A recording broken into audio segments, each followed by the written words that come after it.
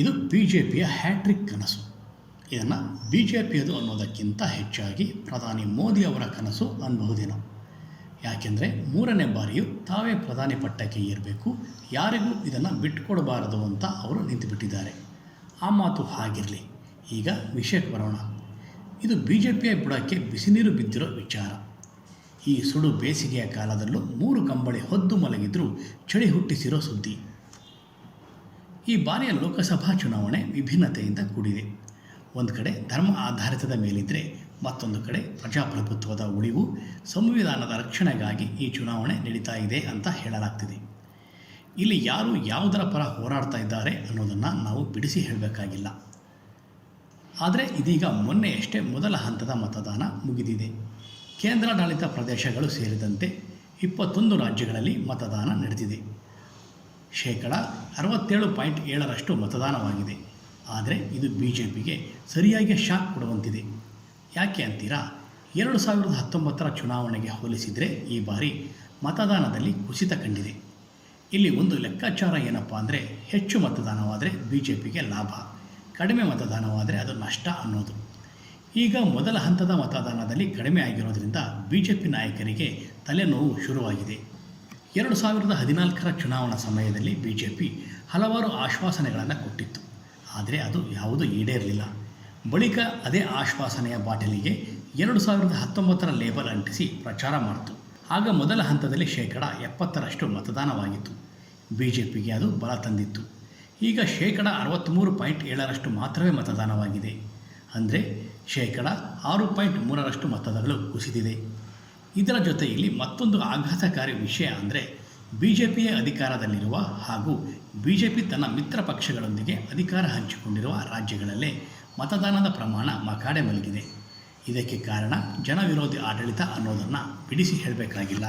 BJP ಅಧಿಕಾರದಲ್ಲಿರುವ Arunachal Pradesh, Uttarakhand, Haryana, Uttar Pradesh, Assam, Tripura, Manipur, Madhya Pradesh, Rajasthan ಹಾಗೂ ಛತ್ತೀಸ್ಗಢ ರಾಜ್ಯಗಳಲ್ಲಿಯೂ ಮೊದಲ ಹಂತದ ಚುನಾವಣೆ ನಡೆದಿದೆ. ಈ ಎಲ್ಲ ರಾಜ್ಯಗಳಲ್ಲಿ ಮತದಾನ ಭಾರಿ ಕುಸಿತವಾಗಿದೆ. ಇದರ ಒಟ್ಟಿಗೆ ಮಿತ್ರ ಪಕ್ಷಗಳೊಂದಿಗೆ ಅಧಿಕಾರ ಹಂಚಿಕೊಂಡಿರೋ ಮಹಾರಾಷ್ಟ್ರ ಮತ್ತು ಬಿಹಾರದಲ್ಲಿಯೂ ಹೆಚ್ಚಿನ ಮತದಾರರು ಮತಗಟ್ಟದತ್ತ ಸುಳಿದೇ ಇಲ್ಲ. ಇನ್ನು ಮಣಿಪುರದ ವಿಚಾರಕ್ಕೆ ಬರೋದಾದರೆ, ಇಲ್ಲಿ ಕೂಡ ಕಳೆದ ಬಾರಿ 82.7% ಮತದಾನವಾಗಿತ್ತು. ಈ ಬಾರಿ 69.2% ಕುಸಿದಿದೆ. ಅಂದರೆ ಜನರು ತಮ್ಮ ಆಕ್ರೋಶವನ್ನು ಈ ಮೂಲಕ ತೋರಿಸಿದ್ದಾರೆ. ಇದನ್ನು ಹೊರತುಪಡಿಸಿದಂತೆ ರಾಜಸ್ಥಾನದ 25 ಸ್ಥಾನಗಳಲ್ಲಿ 12 ಕ್ಷೇತ್ರಗಳಿಗೆ ಮತದಾನವಾಗಿದೆ. 2019ರಲ್ಲಿ 64% ಮತದಾನವಾಗಿತ್ತು. ಈಗ 57.3%ಕ್ಕೆ ಕುಸಿದಿದೆ. ಇದು ಸಹ BJP ಬೆನ್ನಿಗೆ ಸರಿಯಾದ ಏಟು ಅಂತಲೇ ಹೇಳಬಹುದು. ಉತ್ತರಾಖಂಡದ ಒಟ್ಟು 5 ಸ್ಥಾನಗಳಿಗೂ ಮತದಾನವಾಗಿದ್ದು, 2019ರಲ್ಲಿ 61.9% ಮತದಾನವಾಗಿತ್ತು. ಈಗ ಕೇವಲ 54.6% ಮತದಾನವಾಗಿದೆ. ಇನ್ನು BJPಯ ಭದ್ರಕೋಟೆ ಅಂತಲೇ ಹೇಳುವ ಉತ್ತರ ಪ್ರದೇಶದಲ್ಲೂ ಅಷ್ಟೇ.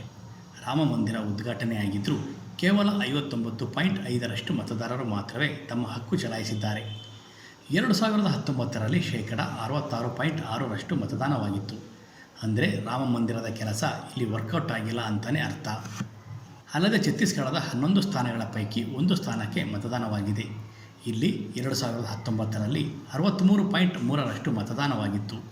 ಈ ಬಾರಿ 65% ಆಗಿದೆ. ಅಸ್ಸಾಂನ 14 ಸ್ಥಾನಗಳಲ್ಲಿ 5 ಕ್ಷೇತ್ರಗಳಿಗೆ ಮತದಾನವಾಗಿದ್ದು, 74.8ರಿಂದ 72.3ಕ್ಕೆ ಕುಸಿದಿದೆ. ತ್ರಿಪುರದ 2 ಸ್ಥಾನಗಳಲ್ಲಿ 1ಕ್ಕೆ ಮತದಾನವಾಗಿದ್ದು, 81.9ರಿಂದ 80.6ಕ್ಕೆ ಇಳಿಮುಖವಾಗಿದೆ. ಇನ್ನು BJP ತನ್ನ ಮಿತ್ರ ಪಕ್ಷಗಳೊಂದಿಗೆ ಅಧಿಕಾರ ಹಂಚಿಕೊಂಡಿರುವ ಮಹಾರಾಷ್ಟ್ರದಲ್ಲಿ 5 ಸ್ಥಾನಗಳಿಗೆ ಮತದಾನವಾಗಿದೆ. ಅಲ್ಲಿ 64.1ರಿಂದ 57.8ಕ್ಕೆ ಕುಸಿದಿದೆ. ಬಿಹಾರದಲ್ಲಿ 4 ಸ್ಥಾನಗಳಿಗೆ ಮತದಾನವಾಗಿದೆ. ಮತದಾನವು 53.6ರಿಂದ 48.5ಕ್ಕೆ ಕುಸಿದಿದೆ. ಜಮ್ಮು ಕಾಶ್ಮೀರದ ವಿಚಾರಕ್ಕೆ ಬರೋದಾದರೆ, 5 ಸ್ಥಾನಗಳ ಪೈಕಿ 1 ಸ್ಥಾನಕ್ಕೆ ಮತದಾನವಾಗಿದೆ. ಅದು 70.2ರಿಂದ 65.2ಕ್ಕೆ ಕುಸಿದಿದೆ. ನೋಡಿ, ಸದ್ಯ ಮೊದಲ ಹಂತದ ಮತದಾನ ಎಲ್ಲೆಲ್ಲಿ ಆಗಿದೆಯೋ ಅಲ್ಲೆಲ್ಲ ಈ ಬಾರಿ ಕಡಿಮೆ ಮತದಾನವಾಗಿದೆ.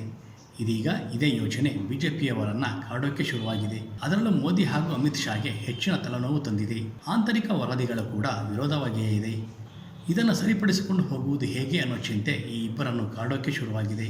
ಇದರ ಬಗ್ಗೆ ಮೊದಲು ಸುಳಿವು ಸಿಕ್ಕಿದ್ರಿಂದಲೇ ಏನೋ ಮೋದಿ ಸಂವಿಧಾನ ಬದಲಿಸೋ ಪ್ರಶ್ನೆಯೇ ಇಲ್ಲ ಅಂದಿದ್ದಾರೆ. ಇನ್ನು ಪ್ರಚಾರದ ವೇಳೆ ಆಶ್ವಾಸನೆ ಕೊಡೋಕೆ ಮೋದಿ ಬತ್ತಳಿಕೆಯಲ್ಲಿ ಹೊಸ ಬಾಣಗಳೇ ಇಲ್ಲ. ಬಿಟ್ಟಿರೋ ಹಳೆ ಧರ್ಮದ ಬಾಣಗಳೆಲ್ಲ ಈಗಾಗಲೇ ತುಕ್ಕು ಹಿಡಿದು ಬಿದ್ದಿವೆ. ಅಮಿತ್ ಶಾ ಬಳಿಯೂ ಯಾವುದೇ ಸರಕುಗಳಿಲ್ಲ.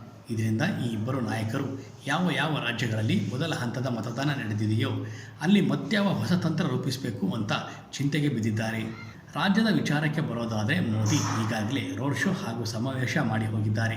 ಆದರೆ ಅದ್ಯಾವುದು ಹೆಚ್ಚು ಸದ್ದು ಮಾಡಿಲ್ಲ, ಸುದ್ದಿಯೂ ಆಗಿಲ್ಲ.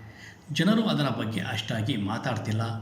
ಇಲ್ಲಿ ಒಂದಂತೂ ಸತ್ಯ, ಮೊದಲ ಹಂತದ ಚುನಾವಣೆ ಎಲ್ಲೆಲ್ಲಿ ನಡೆದಿದೆಯೋ ಅಲ್ಲೆಲ್ಲ ಕಡಿಮೆ ಮತದಾನ ಆಗಿರೋದು BJP ನಾಯಕರನ್ನು ಕಂಗೆಡಿಸಿದೆ.